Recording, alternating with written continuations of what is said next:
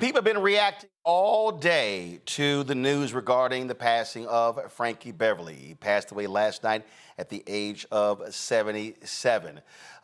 This, of course, is some video that I shot of Frankie when he was performing the Tom Joyner Morning Show cruise. He often performed on that cruise on numerous occasions and always packed the crowds, always the audience wearing white. And so many people have been commenting all across the country, all across social media, about their Frankie Beverly moments, talking about their iconic opportunities with him, and of course, seeing him, experiencing him in concert. And so, joining us right now, a couple of people to share their thoughts. Kenny Lattimore, Grammy-nominated singer and songwriter, and also Shelby J, singer. Glad to have both of you here on the show.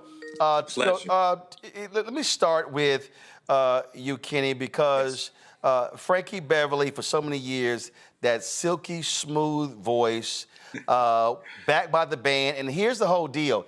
Frankie, you're the Frankie didn't work the whole stage. Frankie didn't, I mean, it was like they shortened that stage. They gonna work from point to point. Yeah, he wasn't hopping around, running around. They were like, we gonna sing the same set every time, and the joint is gonna be packed, and they gonna dance their butts off. Yep. And they had that one moment when they and stop and freeze, and it would turn the place out.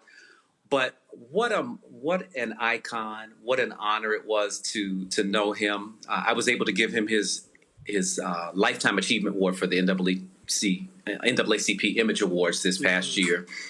Kudos to everybody that chose to honor him and put together the farewell tour. I never thought that he got all of the accolades that he deserved, and when, the way that we think about how he's impacted our culture. When you went to a Frankie Beverly and Mays concert, it united people. It united black folks in general in a way that no other artist did. When we got together to sing and dance, and it was like a family reunion every time we saw him. Shelby J, you spent a lot of time with Prince, and I dare say this here. There are only two acts. I can't think of anybody else, two acts that will dictate what people wear. Prince, purple, and Frankie Beverly and Mays in white. Right. I don't care if Mays came to town, there was no white linen in the city. Yes, all of them. I got mine on tonight to honor him. Yes, absolutely. You talk about the soundtrack of a culture. You talk about the master, okay? The master of a culture. A personal memory of mine, I remember when I worked in New York City back in the Sylvia days, and he was coming to town. I think it was a BLS event, and everybody wanted to go to the show. I got there. I was on the side of the stage, and I think at sound check, he was on the drums. I didn't even know he played drums. I had no idea.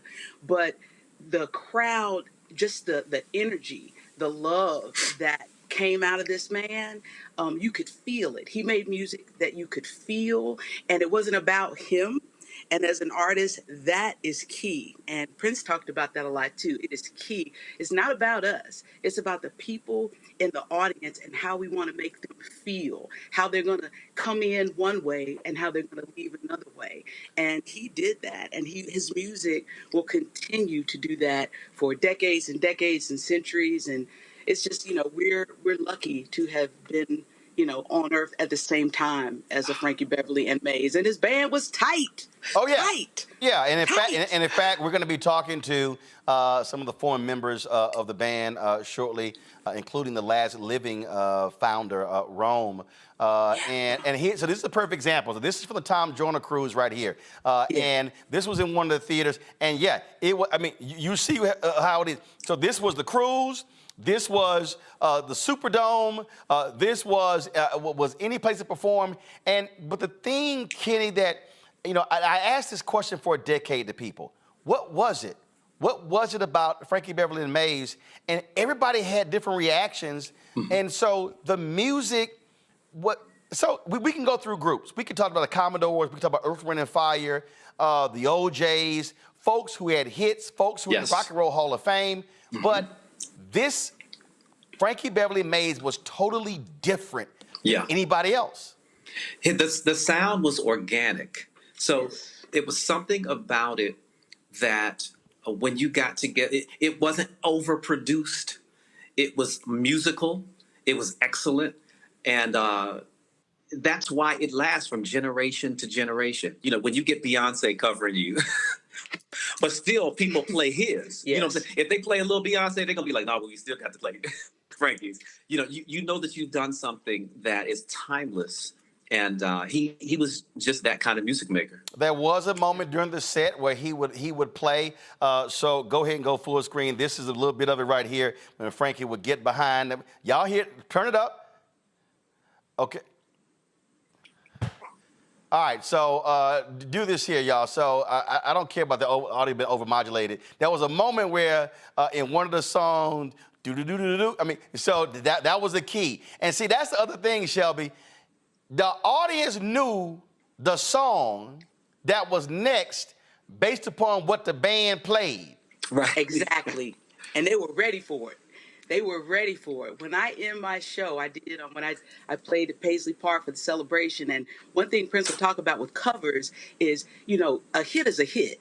And they've already made it a hit. So you want to pick a song that's going to get them right from the beginning. And so with my songs, I would do, you know, put together a show, and I would end. I said I gotta end with Before I Let Go, and as soon as that da da da da da da, whoa, everybody starts singing, and it just the energy shifts, and that is forever. And it's just that joy. That's the one word people ask me when I found out last night, because it was my birthday yesterday, and I found out last night, and I was like, just joy. His music is joy. Yep. His message is joy. The way he loved his family, the way he loved music. You know, I watched the thing and he was talking about singing on the corner of the street in Philly and listening to Frankie Lyman, and just he loved music and he loved people and he wanted people to come together. And that's what good music does. Good music brings people together. Good music is timeless. It ain't milk.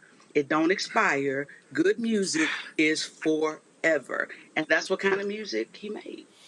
And right there, Kenny, and the thing is, you have intergenerational. And so, again, when you look at this video right here, I mean, you had grandmother, grandfather, mom and daddy, sons, daughters, nieces, nephews. That was the other thing in terms of the generations that were in there.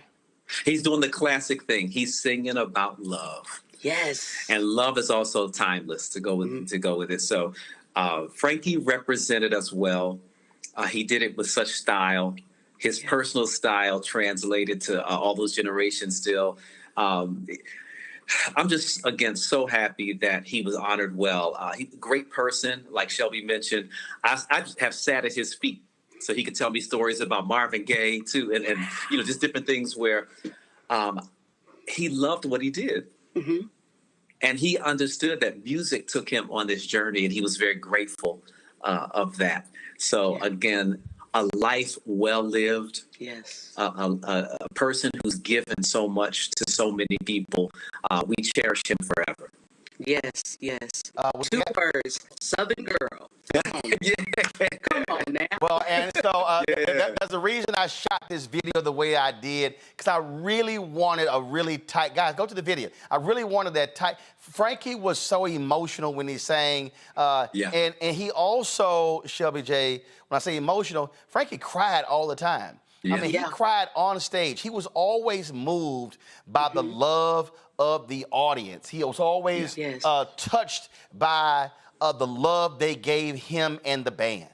Yes, because he was a vessel. And when you are a true vessel, you can tell the difference when you see that. It comes through you.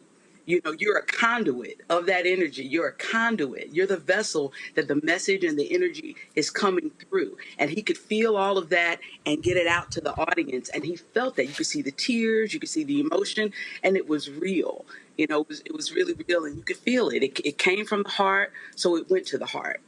You know, that's so important what you're saying, Shelby. It was a spiritual thing. Mm-hmm. It wasn't just like, oh, we just went to a concert and we saw somebody put on a show.